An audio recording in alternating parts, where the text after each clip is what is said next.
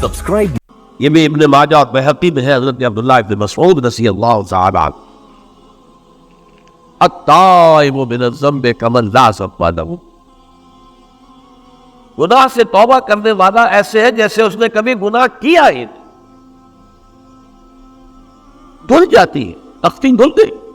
بچے نے تختی لکھی تھی، اس کو دھو دیا، ختم.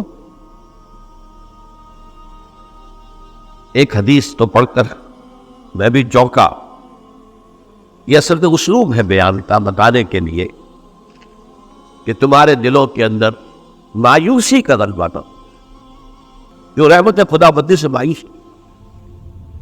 اب اس کو دور کرنے کے لیے حدیث سنیے، اور یہ حدیث مسلم شریف کی ہے، صحیحین کے اندر حضرت ابو ہریرہ سے.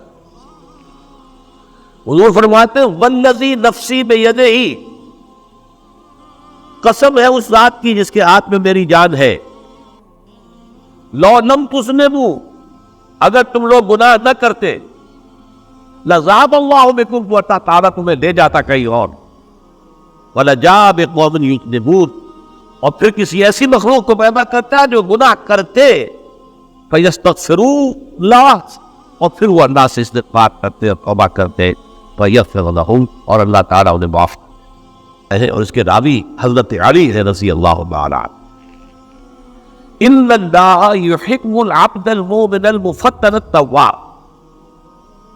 ان اللہ یحب، اللہ تعالیٰ محبت کرتا ہے اپنے اس بندے سے، العبد المؤمن، جو مومن ہو. اس کی ایک اور بڑی پیاری حدیث آئے گی، المفتن التواب، جو بہت فتنوں میں مبتلا ہو جاتا ہو اور پھر بہت توبہ کرتا ہو. مفتن التواب، لیکن ساتھ ہی پلٹتا ہو، رجوع کرتا ہو، پھر اللہ کے حضور میں حاضر ہوتا ہو، پھر معافی مانگتا ہو. اللہ تعالیٰ کو اپنا ایسا بندہ بہت پسند.